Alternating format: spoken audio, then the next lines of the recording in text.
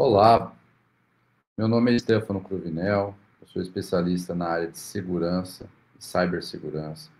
Estou aqui para falar um pouco sobre cibersegurança no curso de extensão e prevenção ao suicídio da Universidade Federal do Mato Grosso do Sul, a convite do professor Bruno, ao qual eu já faço vários agradecimentos. Espero poder colaborar com vocês com uma visão prática e real sobre cibersegurança no tema o qual eu lido diariamente. Vamos lá. Primeiro, eu tenho uma honra, né, de falar sobre esse projeto de extensão, sobre o uso de tecnologias que são amplamente necessárias para o tema de cibersegurança como prevenção ao suicídio. Esse é um tema que invade cotidianamente nossas vidas, assim como o direito à saúde é um tema e uma garantia fundamental previsto na Constituição Federal, artigo 196. Para maiores informações, conhecimento a respeito, me sigam nas redes sociais, para maiores contatos comigo, com o nosso time de especialistas também, tá bom? Vamos lá.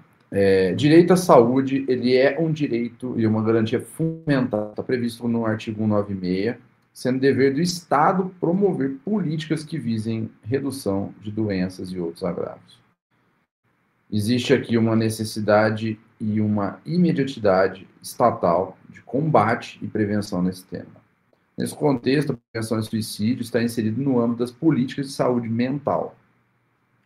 Isso é muito importante, porque isso, com o advento da evolução e revolução tecnológica que nós estamos vivenciando, e a cibersegurança, ela passa a ter um papel preponderante também para essa prevenção a esse tipo de situação.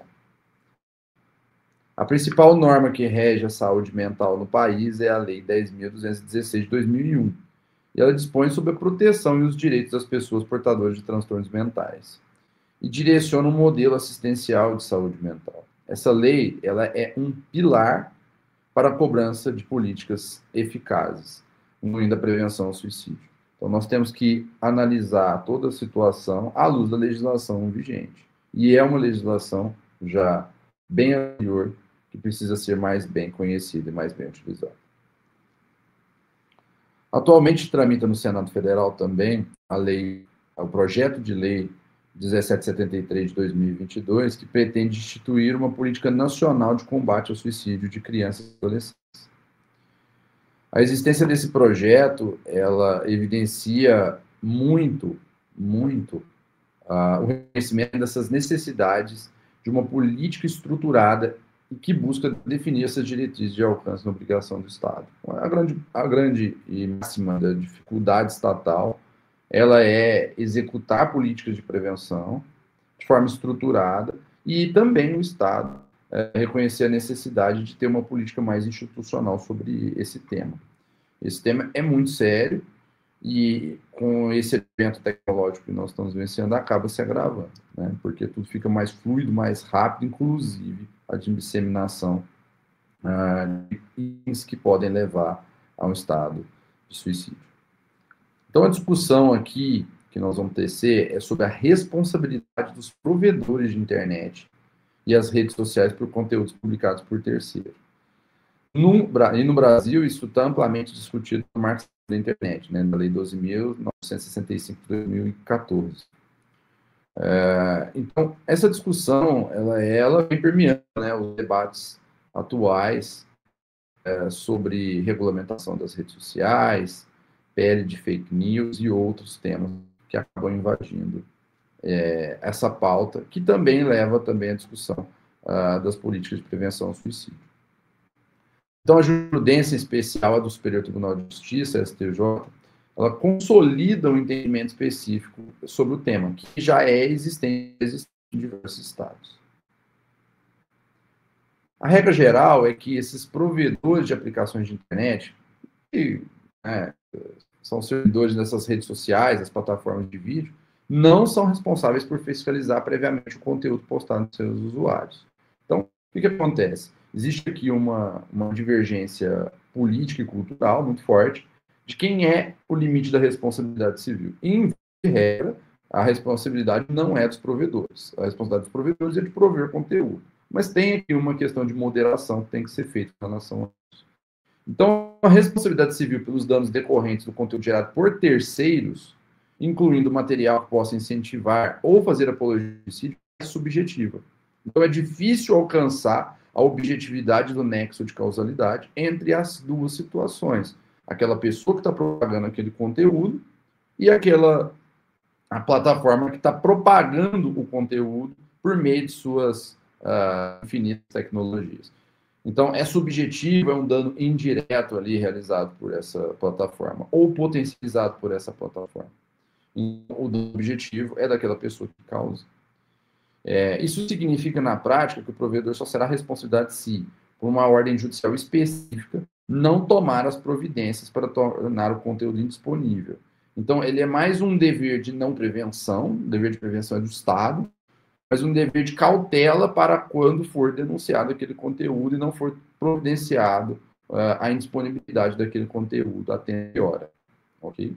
Isso é muito importante. Isso tem dois entendimentos, tá? STJ no RESP 16.29.255 de Minas Gerais, que o provedor não pode ser obrigado a exercer um controle prévio sobre o conteúdo de informações postadas no seu site ou nos seus provedores por outros usuários, né? Por usuários deles. Então, eles são o meio, não o fim da história.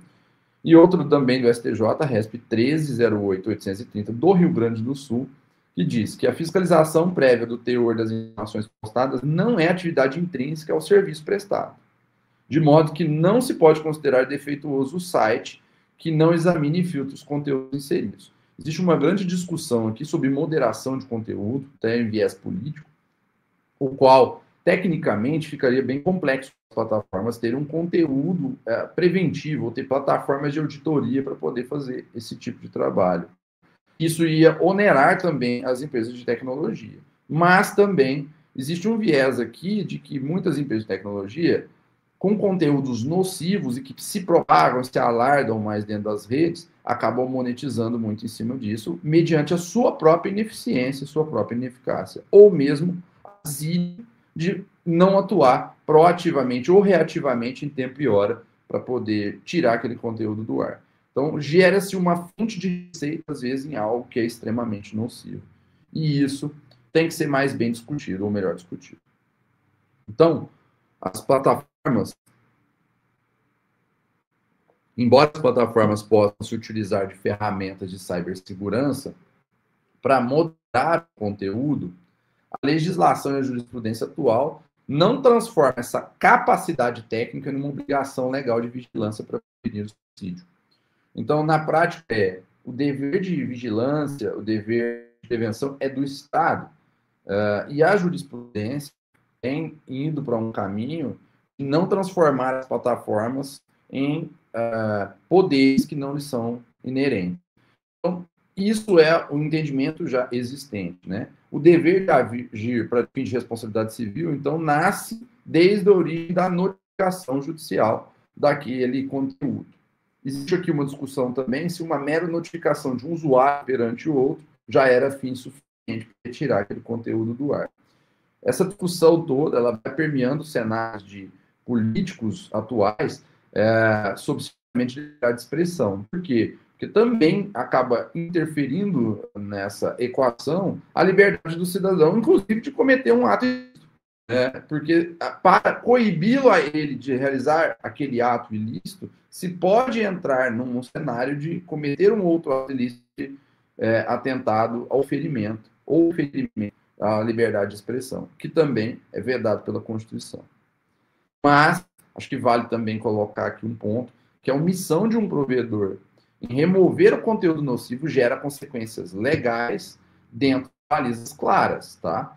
Então, vamos separar em um primeiro tópico. Responsabilidade por omissão pós-ordem judicial. A principal implicação legal da omissão é a responsabilização solidária com o autor do conteúdo, caso a plataforma descumpra aquela ordem judicial para remoção. Então, esse é um ponto onde já existe uma ordem, um comando judicial para aquilo. Então, a plataforma legalmente é obrigada, sob pena de responder igualmente por responsabilidade civil solidária àquele que causou o dano à outra.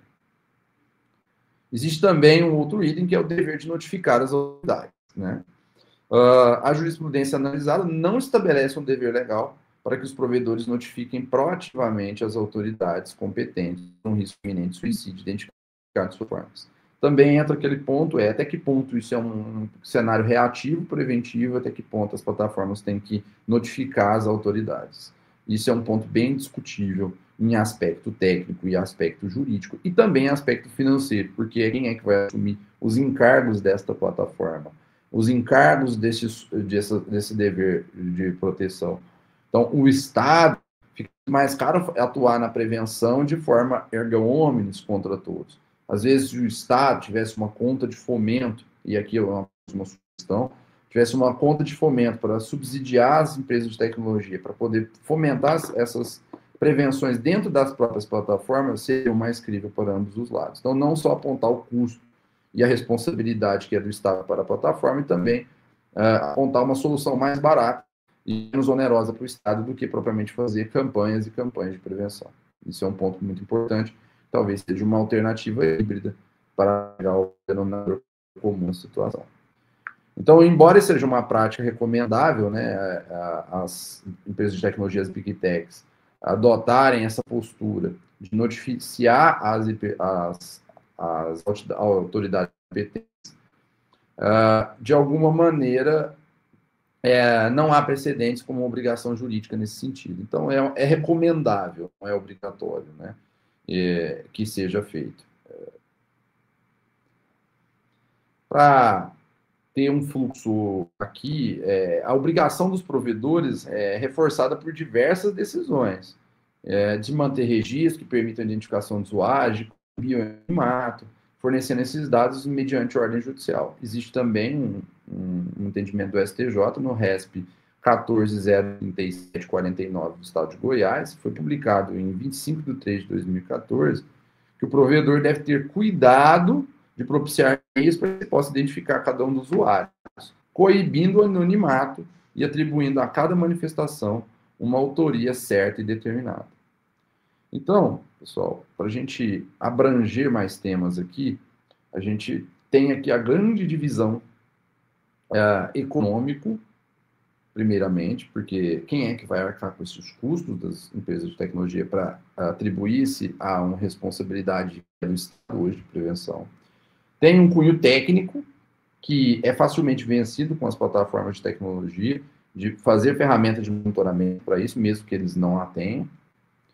E também político e jurídico, porque entra em visões de responsabilidade entre Estado e poder privado.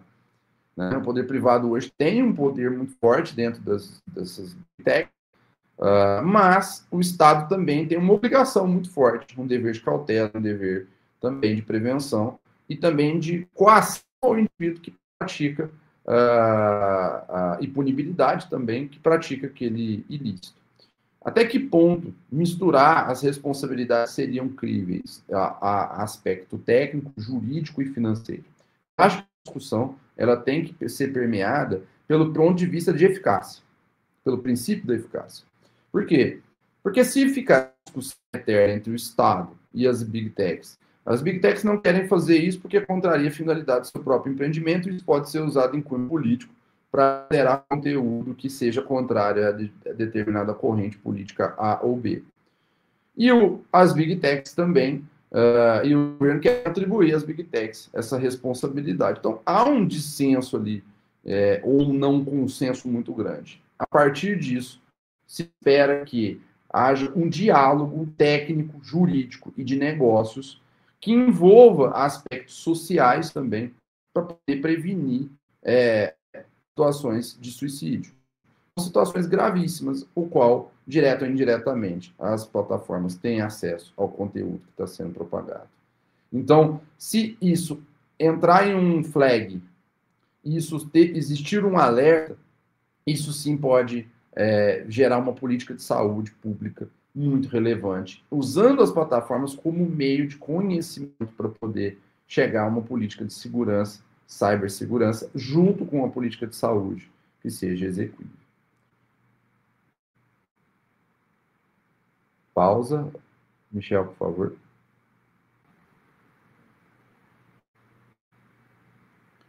Dando continuidade aqui, Existe uma sinergia muito grande entre as prevenções ao suicídio e uma auditoria de evidências digitais. Então, tanto dentro das plataformas, quanto fora, para eventuais situações de punibilidade estatal ou mesmo de outras pessoas que acabaram ajudando a propagar a situação e culminou num suicídio.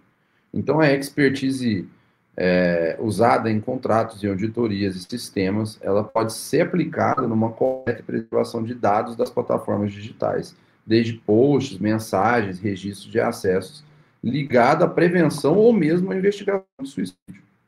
Isso é extremamente importante, porque essa rastreabilidade das evidências, tanto em aspecto preventivo quanto coercitivo ou de investigação investigatória, acaba ajudando muito, tá?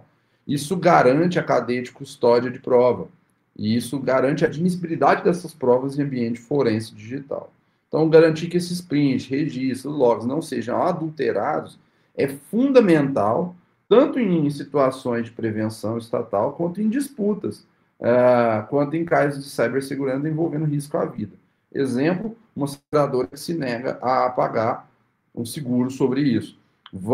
Essa cadeia de evidências pode culminar num pagamento de seguro ou no pagamento da apólice de seguro, a depender da trilha de documentos e de provas que você consiga veicular. Pode estabelecer uma responsabilidade direta ou indireta da seguradora sobre aquela apólice e um efetivo pagamento indenizatório. Ou mesmo a vinculação do poder estatal ou do poder do provedor, o poder das empresas de tecnologia, não ter fornecido aqueles dados em tempo e hora, de modo que culminou a uma propagação de riscos àquela situação que pode ou não ter acontecido, potencializada por uma inércia do Estado e uma inércia do provedor de tecnologia. Então, as provas técnicas, na verdade, elas são um meio até mesmo de prevenção, porque essas análises desses algoritmos e dessas ferramentas de moderação de conteúdo podem servir em provas, né, em ações civis públicas ou fiscalizações de políticas públicas. Tá? Trazendo aqui uma sinergia ali com o direito probatório, né, marco civil da internet, responsabilidade probatória, de acordo com a demonstração da obrigação de guardar esses registros, identificar esses usuários que cometeram esse ponto que pode levar ao suicídio, ou mesmo aquela pessoa que está com uma tendência suicida, com a lógica da cadeia de provas. Esse ponto já defende aqui um liame muito próximo entre eles. Então, dissuadi-los ou dividi-los a cometer aquele ato de forma temporal pode ser muito eficaz e pode evitar uma série de problemas de cunho de saúde para o Estado. Ao final, o dever estatal, caso a pessoa não consiga cometer o suicídio, e também, às vezes, fique acamado, gera outras consequências para o próprio Estado. Um dos pontos aqui que eu acho que tem bastante sinergia, né, é o fomento a essa cultura de provas, né? O Brasil ele tem aqui hoje um viés muito difícil de conhecimento sobre a cultura de provas, né? Então, fomentar isso é extremamente importante para que nós cheguemos a algum lugar comum entre a necessidade de algo e a viabilidade daquilo de ser feito. Porque a gente muito se discute atemporalmente sobre o tema, então, você vê um tema que já é de longa data sendo legislações criadas, então, um tema que desde 2001 tem legislações específicas, tem que se criar novas legislações, mas também tem que ser para um ambiente prático de ver qual é a viabilidade para o outro lado. Até que ponto essa viabilidade ela é crível para quem vai ter esse encargo? Esse encargo, quem é que vai suportar? Qual que é o CAPEX financeiro, investimento do Estado dentro de uma plataforma para poder coibir? O Estado em fazer grandes campanhas ou fazer uma campanha específica dentro de um provedor de internet para prevenir ou, eventualmente, coibir aquela pessoa de cometer o suicídio? Então, essas políticas de segurança pública, elas são muito fortes e se relacionam diretamente com um monte de legislações que também se relaciona com a cibersegurança. Por quê? Porque se a partir do segundo que abrir o precedente de moderar conteúdos, ali vai ter que estar muito claro, escrito, que tipo de conteúdo deve ser moderado, qual é a forma que será moderado aquilo, quais são as regras para essa moderação e quem é que vai arcar com este investimento ou encargo. Vai ser o Estado, vai ser a Big Tech, vai ser a Big Tech por conta de fomento, enfim.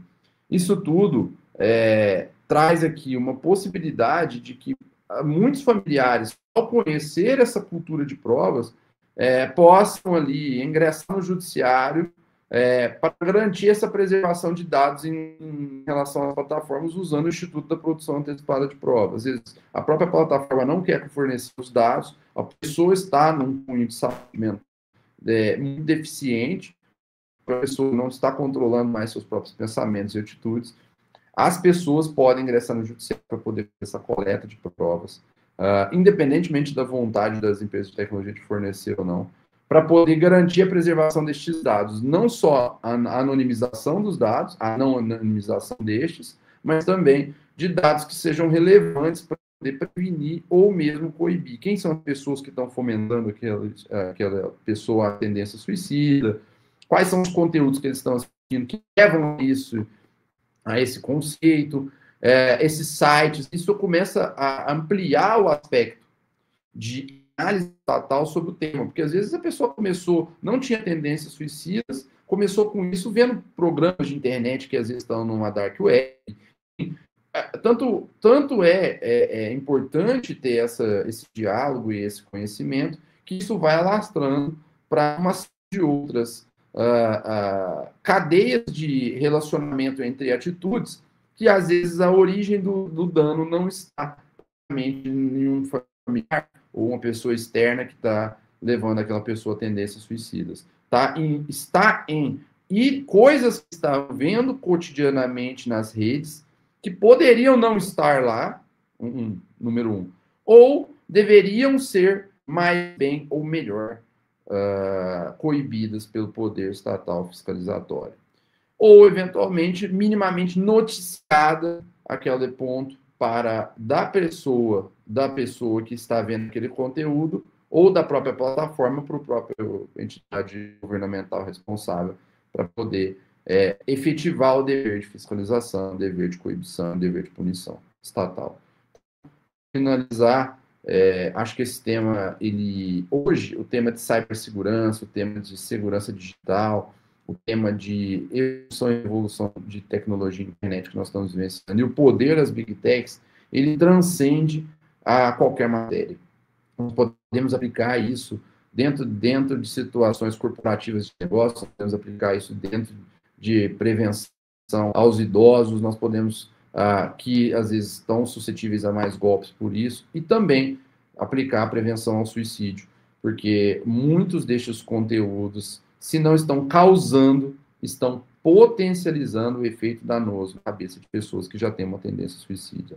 Então, isso, de alguma maneira, esse meio de tração, esse meio de internet, causar esse impacto na vida dos familiares, na vida da própria pessoa, retirando com a sua própria vida, ele tem que ser muito mais pensado, articulado e dialogado em termos técnicos, jurídico, acadêmico, comercial, porque tem uma questão punitiva financeira também para as Big Techs, e dissuadir as pessoas de ter esse viés político dessa discussão. Esse é um ponto muito importante para a gente chegar a um denominador comum de eficácia, eficiência sobre o tema. Ao contrário, nós vamos ficar eternamente discutindo essa pauta e não vai sair mais legislações que vão conturbar, às vezes, ainda mais a dinâmica, e não vai sair políticas eficazes de segurança, de saúde, de segurança pública e de segurança, de cibersegurança, também sem coibir ali o direito das pessoas se manifestarem. Esse é um ponto muito importante que chegaria a um denominador comum, chegar a eficácia real sobre o tema. Muito obrigado, eu sou Stefano Cruvinel, especialista em cibersegurança. Quem quiser conversar comigo, minhas redes sociais estão à disposição, a minha, a todo o meu time, e eu agradeço ao professor Bruno pelo convite de falar em um tema que eu sou um grande entusiasta, que é cibersegurança, para poder ajudar as pessoas a se prevenir, a conhecer mais, a melhorar as políticas de cibersegurança como prevenção ao suicídio. Muito obrigado, parabéns a todos que estão assistindo.